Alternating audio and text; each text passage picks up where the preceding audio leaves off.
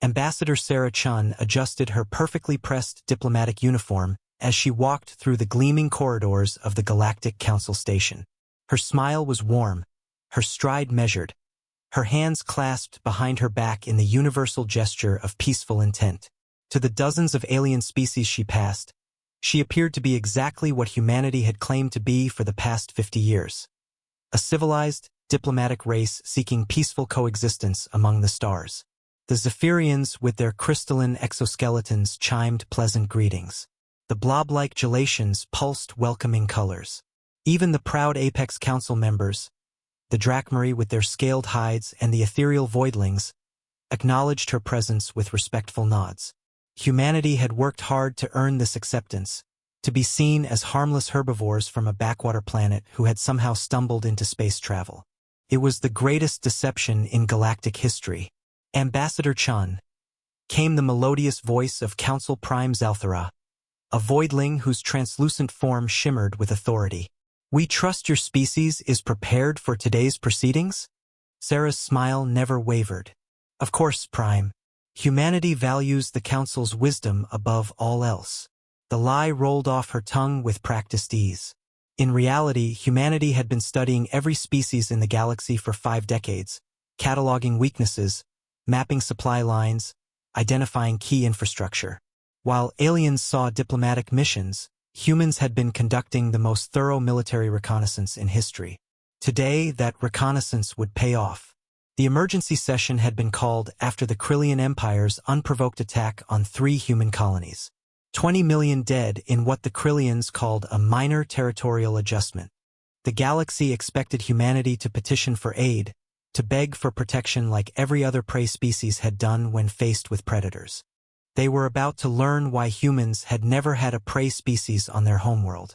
As Sarah took her place at the human delegation's modest table, she caught the eye of Admiral Marcus Webb, officially listed as her cultural attaché. His weathered face showed no emotion, but she saw the microscopic nod. Fleet Admiral Rivera had given the signal. The masquerade was over. Honored Council, Sarah began, her voice carrying across the vast chamber to the thousands of delegates present. Humanity comes before you today not to ask for aid, but to inform you of our response to the Krillian aggression. A ripple of confusion passed through the assembly. The Krillian delegate, a massive reptilian creature with bone spikes jutting from his skull, let out what his species considered laughter. The humans wished to respond? How amusing. Perhaps they will write a strongly worded diplomatic note. Sarah's smile finally changed. It became something else entirely. Something that made several empathic species suddenly step backward. Oh, we've already responded, she said softly. 17 hours ago, our forces simultaneously struck 47 Krillian military installations, 16 manufacturing worlds, and 8 command centers. The Krillian Third Fleet no longer exists. Neither does their 4th or 7th. The chamber erupted into chaos. The Krillian delegate roared in disbelief. Impossible! Your pathetic species has barely 24 ships. We have 13,000 ships, Admiral Webb said, standing slowly. His voice cut through the noise like a blade. We've been building them in the asteroid fields of uninhabited systems for 40 years. Would you like to see? The main display activated, showing real-time footage from across Krillian space. Massive human dreadnoughts, sleek and predatory, hung in the void above burning Krillian bases. The ships were unlike anything the galaxy had seen. No diplomatic markings, no peaceful curves.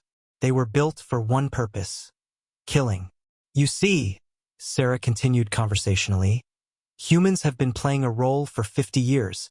We studied every species, learned your technologies, identified your weaknesses. We became the diplomats you expected us to be while we prepared for the day someone would threaten our cubs. The word cubs sent a chill through every predator species present. They understood that tone, that protective fury that transcended species barriers. The Krillian Empire has 72 hours to surrender unconditionally, Admiral Webb announced. After that, we stop targeting military installations and start targeting cities. We are very good at targeting cities. Council Prime Zalthara's form flickered with distress. This is unprecedented. Humanity cannot simply— Cannot what? Sarah interrupted. Cannot defend ourselves? Cannot retaliate when attacked? Or cannot do so without your permission? Her eyes swept the chamber. We never asked to join your council. You invited us because you thought we were harmless. That was your mistake. The truth was hitting the assembled aliens like a physical blow. Humanity hadn't been the victims of coincidence or luck in reaching the stars. They had been preparing, building, planning. The entire time, they had been preparing for war while smiling and signing treaties. You're predators, whispered the Gelatian representative, his form pale with fear. You're all predators.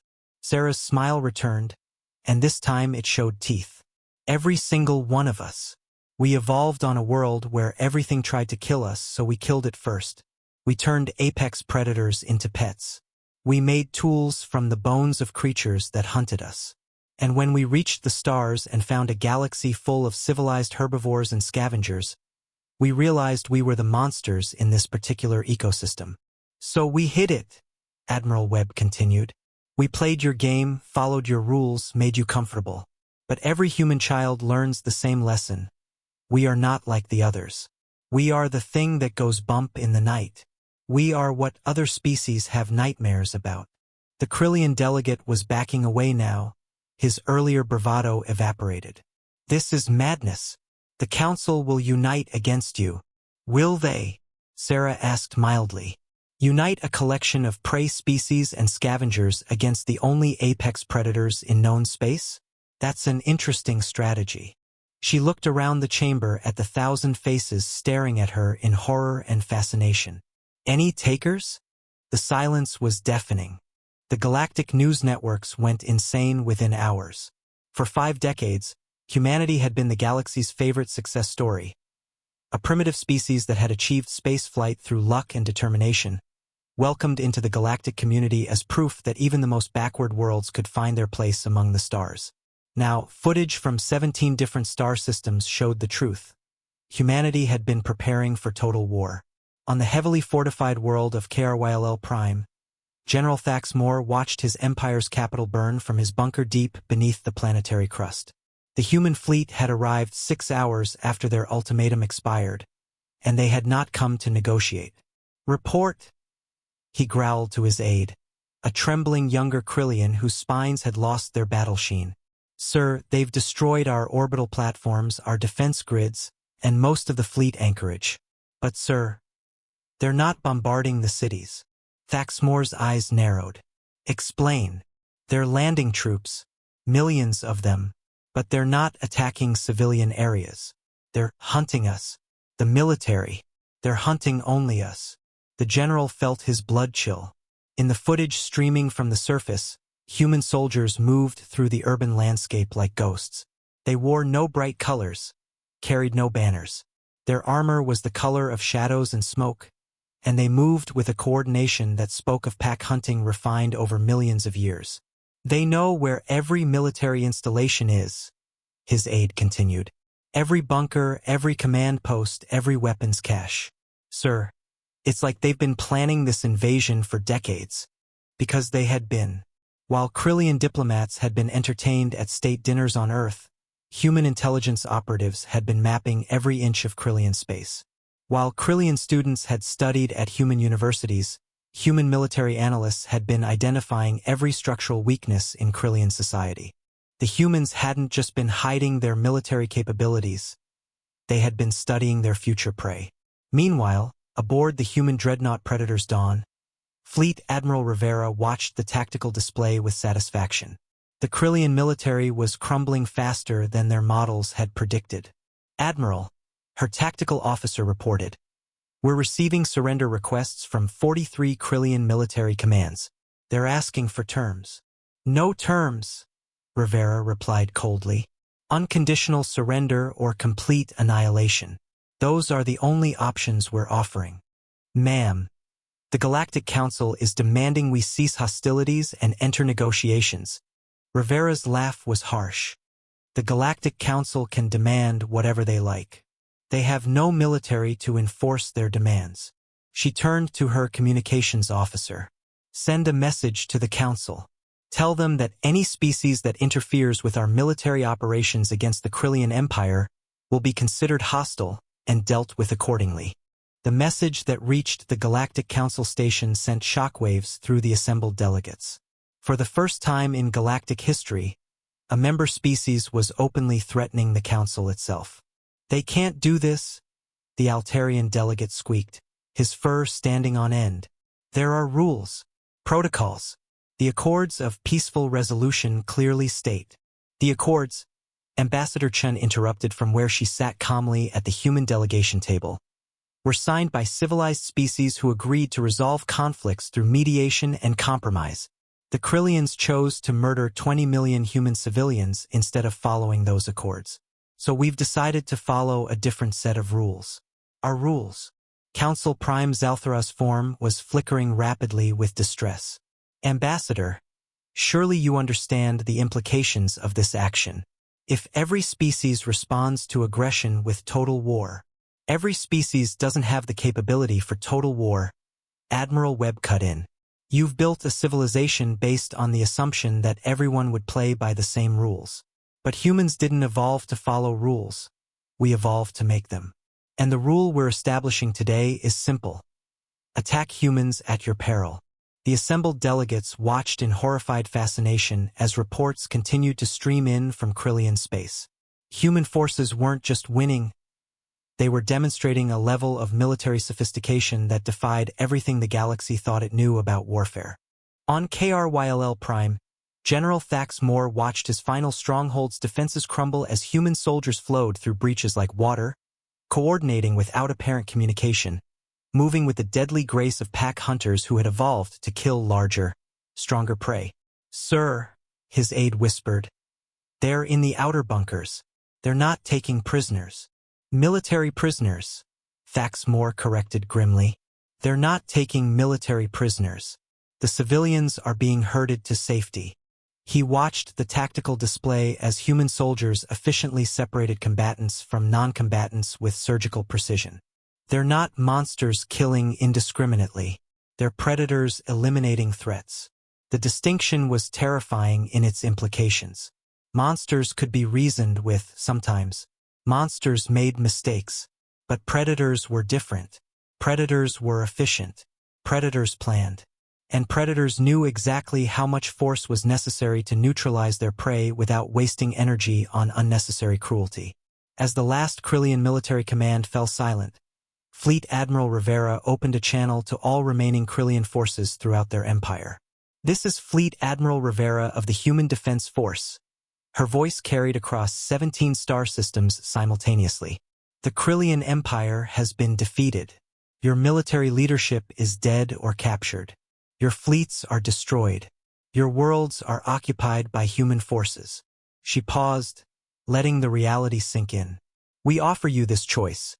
Surrender unconditionally and accept human occupation, or continue fighting and face complete annihilation. You have 6 hours to decide. The message that followed was broadcast on every frequency to every species and galaxy.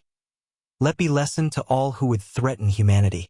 We are not the peaceful diplomats you believed us to be. We are not your friends seeking harmony among stars.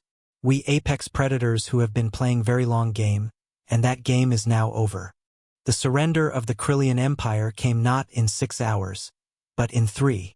Across 17 star systems, the most aggressive military power in the local galaxy group laid down their arms before the human forces that had appeared as if from nowhere. But it wasn't just the speed of the surrender that sent shockwaves through galactic civilization. It was the footage that emerged from the occupied worlds. Human soldiers weren't behaving like conquerors. They were behaving like park rangers.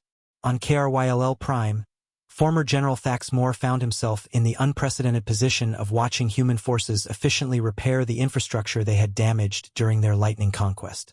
Medical teams, human medics working alongside captured Krillian military doctors, were treating wounded soldiers with professional competency. I don't understand, he said to the human colonel who had accepted his surrender. Colonel Martinez was a compact woman with predator's eyes who had taken his ceremonial sword with casual indifference. "Why are you helping us?" "Because dead Krillians serve no purpose," Martinez replied matter-of-factly. "We're not here to commit genocide. We're here to remove a threat and establish new management." She gestured to the organized activity around them. "Your people will have food, medical care, and safety. In return, you'll follow human authority and abandon your aggressive expansion." "And if we refuse?" Martinez's smile was that terrifying human expression that didn't reach the eyes. "General, your entire species just learned what happens when you attack human civilians. Do you really want to find out what happens when you attack human authority?" The implications were sinking in across the galaxy. Humans hadn't just defeated the Krillians, they had done it with such overwhelming force that surrender had become the only rational choice.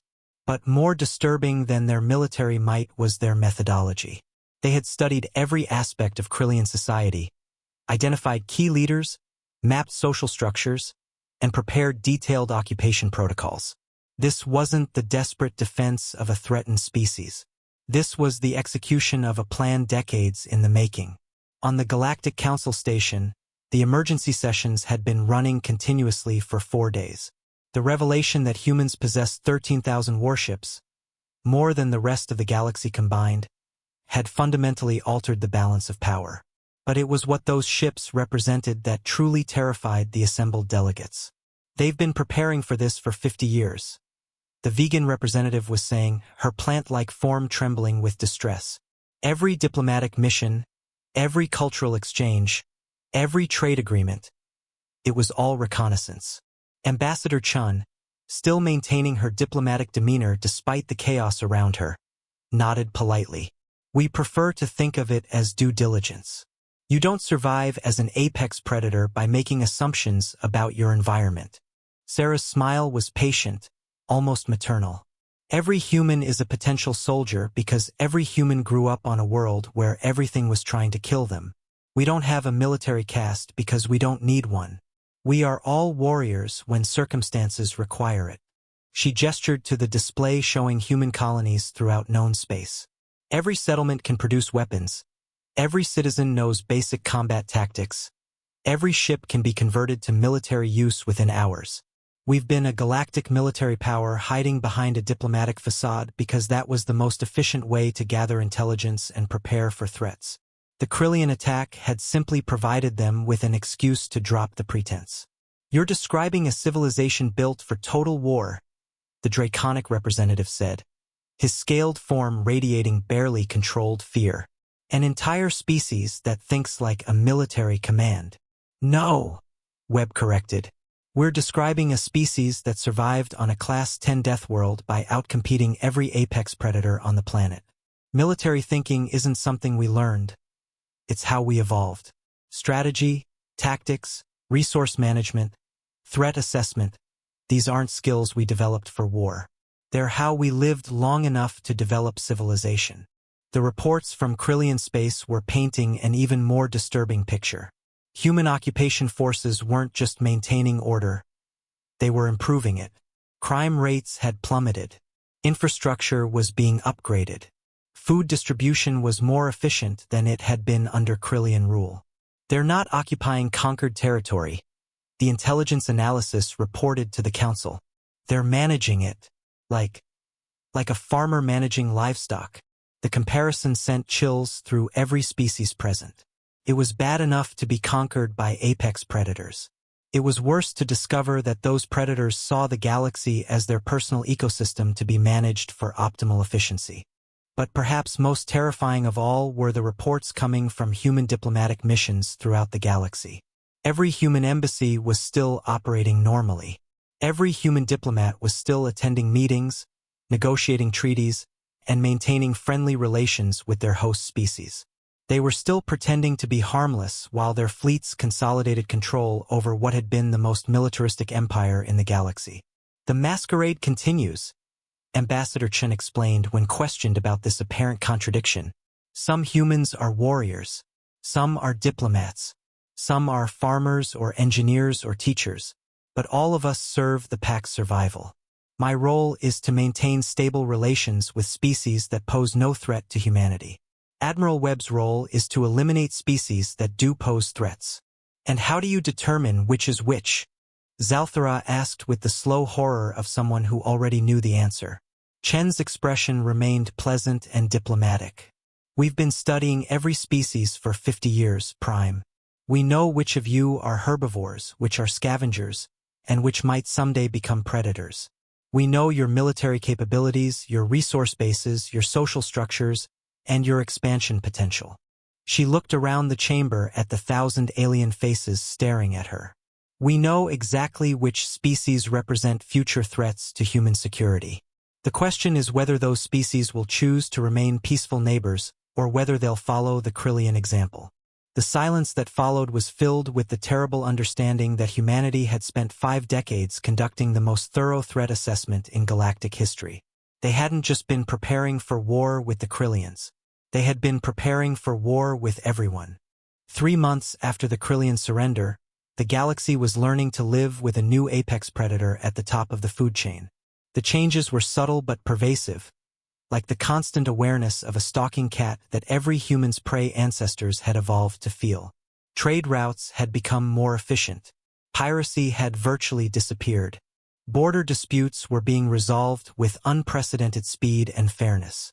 The galaxy was more peaceful and prosperous than it had been in centuries. It was also more terrified than it had ever been. On the former Krillian world of Therax 7, now under human administration, the changes were most visible. Former Admiral Jiaxthal, who had once commanded the Krillian 7th Fleet, now worked as a logistics coordinator for the Human Occupation Authority. The irony wasn't lost on him. "I don't understand," he confided to his human supervisor, a mild-mannered woman named Director Park who had previously been listed as a cultural anthropologist in the diplomatic records. "Your people aren't cruel. You provide for our needs, protect our civilians, maintain our culture. But, Director Park prompted, looking up from her efficiency reports with genuine curiosity. "But we're prisoners in a cage so comfortable we almost forget we're caged." Park nodded approvingly. "You're adapting well to the new reality. That's good. Species that adapt to changing ecosystems survive. Those that don't become extinct." The casual way she discussed potential genocide while reviewing infrastructure improvements was perhaps the most terrifying thing about human occupation. They weren't monsters reveling in cruelty.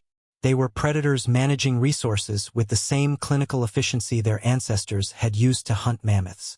Meanwhile, at the Galactic Council station, the regular session was dealing with what historians would later call the New Pack Order. Ambassador Chun sat at the human delegation table, still smiling, still diplomatic, still terrifyingly pleasant, as she discussed humanity's integration into galactic governance. "The human position is simple," she was explaining to the assembled delegates. "We wish to continue our membership in the Galactic Council and to contribute to interspecies cooperation. However, we will no longer pretend to be something we're not." "And what exactly are you?" asked the Centaurian delegate, his crystalline form flickering nervously.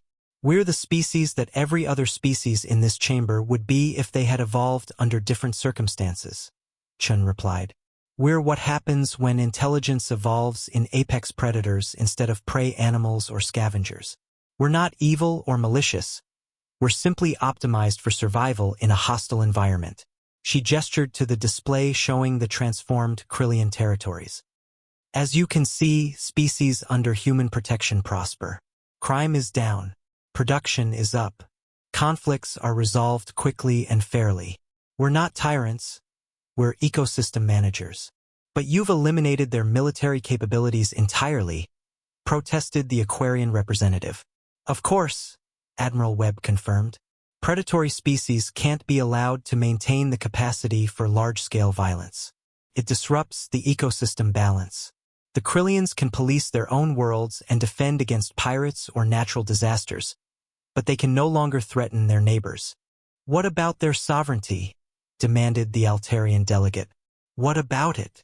Chun asked mildly. "They attacked human civilians. They forfeited their sovereignty the moment they chose violence over diplomacy. Now they live under human authority, which is demonstrably better for them than living under Krillian authority was. The statistics supported her claim. Every metric of social welfare in former Krillian space had improved under human administration. It was difficult to argue with results, even when those results had been achieved through conquest. But it was the reports from beyond Krillian space that truly worried the Council. Human diplomatic missions throughout the galaxy were submitting detailed reports about local security concerns and potential stability issues. Every human ambassador was apparently conducting threat assessments of their host species with the thoroughness of military intelligence officers. Because that's exactly what they were. "You're cataloging all of us?" Zalthara said with the flat certainty of despair. "Every species in the galaxy is being evaluated for future management." Chen's smile never wavered. "We're apex predators, Prime. Threat assessment is how we survived long enough to develop civilization. We can't simply turn off millions of years of evolutionary adaptation because it makes others uncomfortable." "So what's our future?" the Draconic representative asked bluntly. "Do we become Krillian-style occupied territories? Or do we have another option?" "You have the same option you've always had," Webb replied. "Live peacefully, follow the established rules of interstellar conduct, and continue to prosper as part of the galactic community. The only change is that now there's a species capable of enforcing those rules when someone decides to break them. And if we decide we don't want to live under human oversight?" The Centaurian delegate pressed. The temperature in the chamber seemed to drop several degrees. Chen's expression remained pleasant, but there was something predatory in her eyes that made every prey species instinct scream warnings. "That would be unwise," she said softly. "Humans are pack hunters, delegate. We don't hunt alone. The fleet that conquered the Krillian Empire represents less than 30% of our total military capacity. The rest of our forces are distributed throughout the galaxy in case any other species decides to test human resolve." The implication was clear. While the galaxy had been focused on the dramatic conquest of Krillian space, human forces had been quietly positioning themselves throughout known space.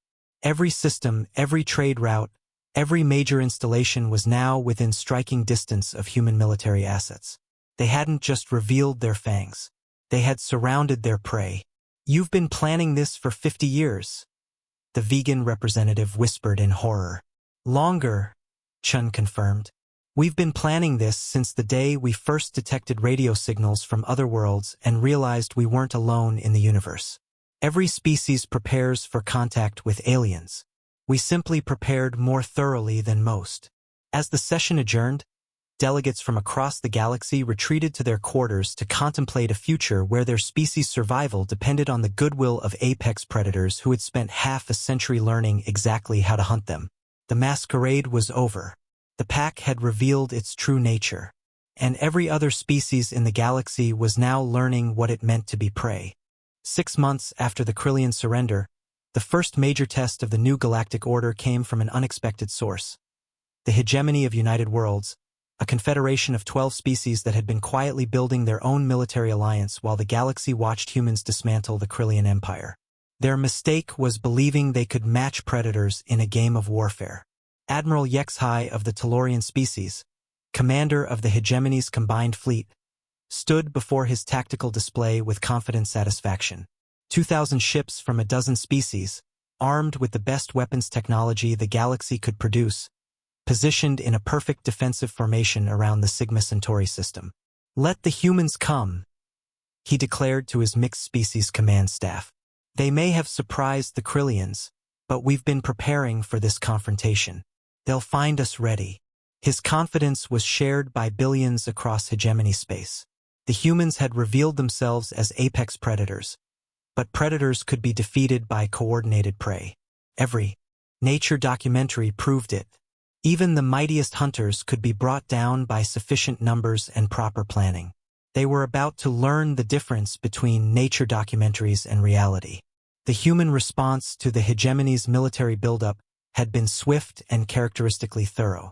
Fleet Admiral Rivera, now commanding the expanded Human Defense Force, had spent the previous month conducting what she termed reconnaissance in force throughout hegemony space. To the hegemony, It looked like humans were probing their defenses, testing their resolve, perhaps seeking to intimidate them into submission. They were wrong. Humans had been mapping every asteroid, cataloging every space station, identifying every supply depot, and infiltrating every communication network in hegemony territory. When the shooting started, it would last exactly as long as humans wanted it to. "Ma'am," Rivera's tactical officer reported aboard the flagship Apex Predator, "all assets are in position. Operation Packbite is ready to commence." Rivera studied the tactical display showing the hegemony's fleet arrangement. 2,000 ships in a formation that would have been impressive against any conventional enemy. Against humans, it was a convenient target concentration. "Execute Packbite," she ordered. Across 17 different star systems simultaneously, human forces struck with a coordination that defied conventional understanding of space warfare. But this wasn't conventional warfare. This was Apex Predators demonstrating why pack hunters dominated every ecosystem they entered. At Sigma Centauri, Admiral HFY watched his sensors in growing horror as human ships seemed to materialize from empty space. Not arriving via FTL jump, appearing. Hundreds of them in perfect attack formation, moving with a synchronization that spoke of shared consciousness rather than mere communication. "Impossible," his tactical officer whispered. "They were cloaked. All of them. How did they maintain formation while cloaked?" The answer was both simple and terrifying. Humans had been practicing pack hunting in space for decades, while the galaxy thought they were peaceful traders and diplomats. Every merchant vessel had been a military ship in disguise. Every exploration mission had been reconnaissance. Every cultural exchange had been preparation for this moment. The Battle of Sigma Centauri, as historians would later call it, lasted 14 minutes. The human fleet didn't engage in the traditional exchange of long-range fire that characterized galactic warfare. Instead, they flowed through the hegemony formation like a school of sharks, striking vital systems with surgical precision, coordinating their attacks to maximize psychological impact. Ships didn't explode dramatically, their engines failed, their weapons powered down, their life support systems remained intact. Within minutes, the most powerful military force ever assembled by an alliance of prey species was helpless, stranded, and completely at human mercy. "This is Fleet Admiral Rivera." Her voice carried across the disabled hegemony fleet. "You are defeated. Power down all remaining systems and prepare to be boarded. Resistance will result in the complete destruction of your vessels and the deaths of your crews. You have 30 seconds to comply." Admiral HFY found himself in the same position as the Krillians before him, facing an enemy so overwhelmingly superior that surrender was the only option that didn't end in species extinction. But the true demonstration of human power wasn't happening at Sigma Centauri. It was happening simultaneously across all 12 hegemony worlds, where human forces had infiltrated every major population center, every military installation, every government facility. On Taloria Prime, President Vexmar watched from his supposedly secure bunker as human soldiers walked through his capital city with casual authority, directing traffic, maintaining order, and politely but firmly taking control of all government functions. "How?" he demanded of his intelligence chief. "How did they get so many troops onto our worlds without detection?" "Sir," the intelligence chief replied with the hollow voice of someone whose world had just ended, "I don't think they got troops onto our worlds. I think their troops were already here. Some of them for decades." The truth was more complex and more terrifying than even that assessment suggested. Humans hadn't just infiltrated hegemony space. They had been quietly establishing themselves throughout the galaxy for 50 years. Every human civilian who had settled on alien worlds, every human businessman who had opened trade companies, every human academic studying alien cultures. They were all part of an intelligence and infiltration network that made traditional espionage look like amateur theater. When the call came for action, tens of thousands of human civilians throughout hegemony space had simultaneously revealed themselves as military operatives with detailed knowledge of local systems, local customs, and local weaknesses. Within hours of the battle at Sigma Centauri, every hegemony world was under human administration. Back at the Galactic Council station, Ambassador Chun addressed the emergency session with her usual diplomatic composure, as if the complete conquest of a 12-species alliance was merely another agenda item. The hegemony of United Worlds has been dissolved, she announced matter-of-factly. The constituent species have been placed under human protection pending reorganization of their governments and military forces. Protection. Council Prime Zalthara's form was flickering rapidly with distress. You've conquered them. We've prevented them from making the same mistake the Krillians made, Chun corrected. The hegemony was preparing for military action against human interests. We simply acted first, which is standard predator behavior when faced with a potential threat. How long have you been planning this? The Altarian delegate asked in horrified fascination. Since the day they started building their alliance, Admiral Webb replied. Humans monitor all potential threats continuously. The hegemony became a threat the moment they began coordinating military buildups across multiple species. We began preparing countermeasures immediately. You've been infiltrating our worlds for decades, the Draconic representative said accusingly. We've been integrating into galactic civilization, Chun corrected with diplomatic precision. Humans are social creatures. We establish communities wherever we go. The fact that those communities can serve multiple purposes is simply efficient resource utilization. The implications were staggering. Every human presence in the galaxy, every colony, every business, every diplomatic mission was potentially a military asset. The galaxy had welcomed human integration and expansion, never realizing they were allowing apex predators to establish hunting territories throughout known space. What's your endgame? Zalthara asked with the weary resignation of prey accepting its fate. Do you intend to conquer every species in the galaxy? Chun looked genuinely puzzled by the question. Why would we do that? Conquest is inefficient. Management is much more sustainable. She gestured to the displays showing the former Krillian and hegemony territories, now thriving under human administration.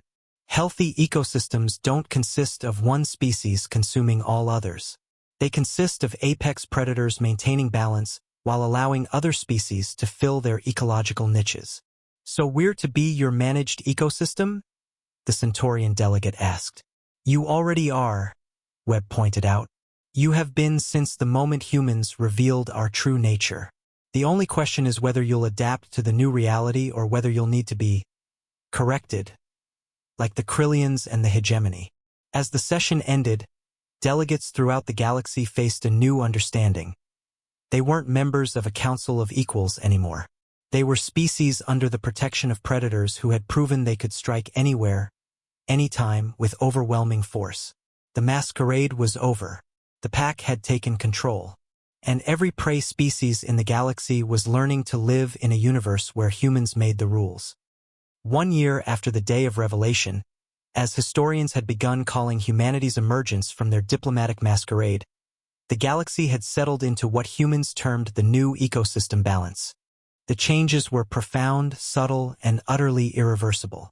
On Earth, in a modest office overlooking the expanded Human Defense Force headquarters, Director Sarah Chun, formerly Ambassador Chun, reviewed the annual Galactic Stability Report. The numbers told a story that would have seemed impossible 2 years ago. Interstellar conflicts, down 94%. Piracy incidents, down 97%. Trade disruptions, down 89%. Refugee crises, down 76%. Interspecies cooperation indexes, up 340%. The aide, Lieutenant Torres, nodded as he pulled up regional reports on his tablet. The Outer Rim territories are showing the most interesting adaptation patterns. The Vishari have actually requested human arbitration for their territorial disputes with the Novan Collective. 6 months ago, they were calling us bloodthirsty apex monsters. Now they understand that bloodthirsty apex monsters make excellent judges, Chun replied with satisfaction. When everyone knows the arbitrator can destroy all parties equally, negotiations become remarkably civilized. It was true. Across the galaxy, species that had been locked in centuries-old conflicts were discovering the benefits of human mediation. Not because humans were particularly wise or fair, but because everyone knew exactly what would happen to any species that ignored human-arbitrated agreements. On the former Krillian world of Therax 7, the transformation was even more dramatic. Director Park stood before a mixed assembly of Krillian administrators and human supervisors, reviewing the quarterly production reports with visible satisfaction. Manufacturing output is up 18%, she announced to the group. Agricultural yields have increased by 23%. Crime rates remain at historic lows. Birth rates are stabilizing after the initial post-conquest depression, and psychological wellness indicators show marked improvement across all demographics. Former General Thaxmore, now serving as Planetary Coordination Officer, raised a clawed hand. Director, the younger generation is requesting expanded educational programs. Specifically, they want to learn human languages and customs. Park smiled, the genuine human smile that the Krillians had learned meant approval rather than threat. Excellent. Species that adapt to ecosystem changes thrive. I'll approve funding for expanded cultural integration programs. What Park didn't mention, and what Thaxmore was beginning to understand, was that cultural integration was simply another term for what humans had always done best, turning other species into willing members of their pack. The young Krillians weren't just learning human languages. They were learning human pack dynamics, human problem-solving methodologies, human approaches to conflict resolution. Within a generation, they would be more human than Krillian in their thinking patterns, while still maintaining their species' identity and cultural practices. It was the most sophisticated form of conquest in galactic history, transformation through education rather than domination through force. Meanwhile, at the Galactic Council station, the regular session was addressing what had become known as the expansion question. 12 more species had formally requested human protection and administration in the past 6 months, not because they were conquered, but because they were watching their neighbors prosper under human management. The Aquarian domains wished to formalize their defensive alliance with humanity, Council Prime Zalthara announced, her form now maintaining a steady glow that indicated acceptance rather than distress. They're offering to restructure their military forces according to human specifications in exchange for inclusion in the Human Protection Zone. Ambassador Webb, Sarah's replacement in the diplomatic corps, nodded approvingly. The Human Defense Council will consider the Aquarian request.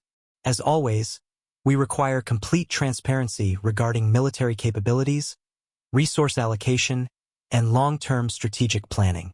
It was the standard package. Species seeking human protection had to submit to complete intelligence review, military restructuring, and economic integration.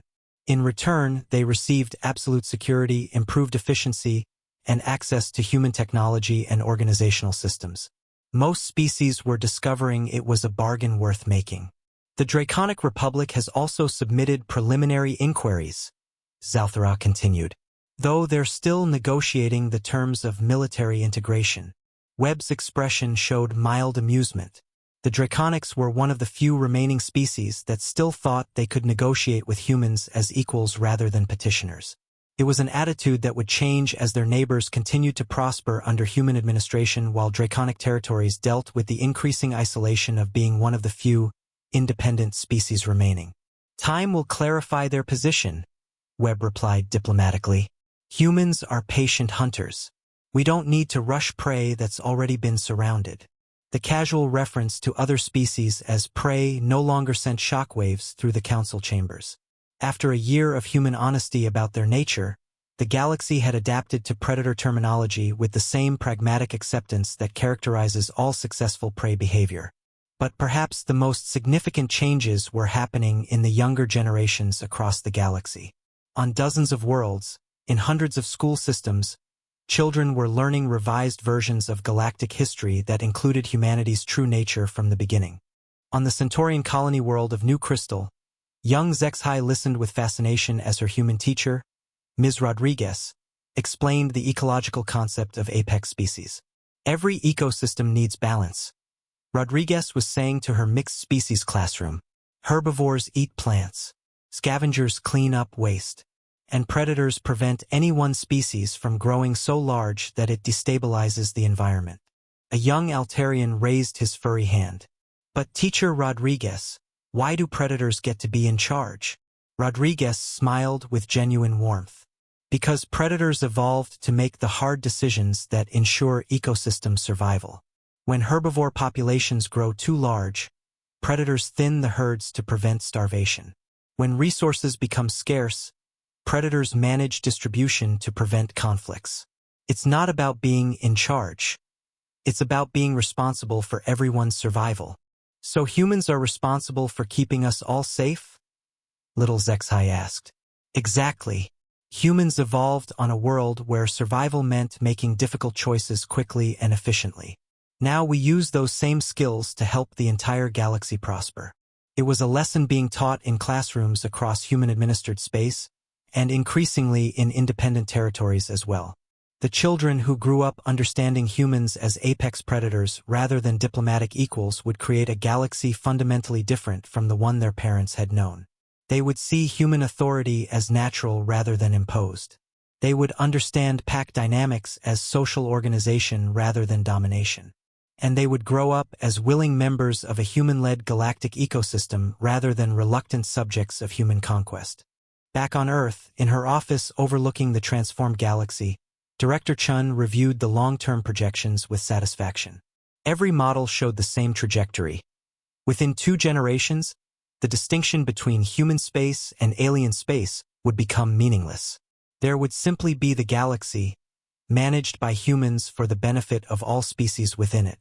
Ma'am, Lieutenant Torres announced from her doorway, we're receiving the first applications for the Junior Pack Leader Program from the Outer Rim territories. Chun looked up with interest. The Junior Pack Leader Program was humanity's latest innovation, training promising young aliens in human administrative and leadership techniques, then sending them back to help manage their own species according to human principles.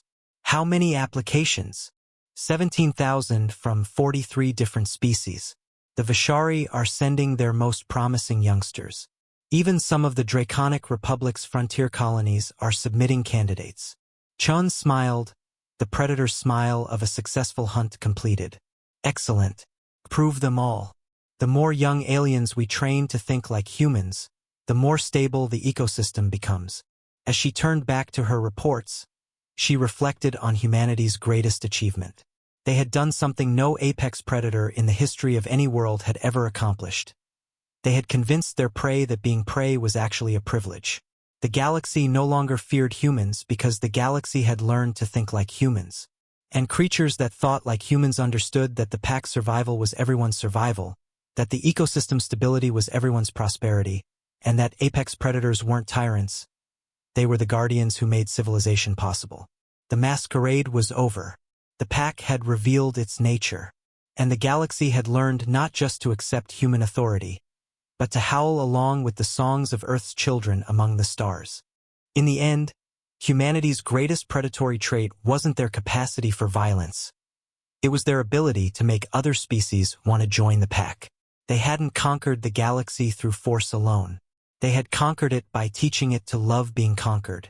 And across 1,000 worlds, in 1,000,000 classrooms, children of 100 species were learning that this was how ecosystems worked, how civilizations thrived, and how apex predators protected everyone else from the monsters that lurked in the dark between the stars. The galaxy had learned to howl, and in that howling, humanity had found their greatest victory. A universe that chose to be led rather than forcing them to lead through fear alone. The pack had grown to encompass every living world in known space, and they were all stronger for it.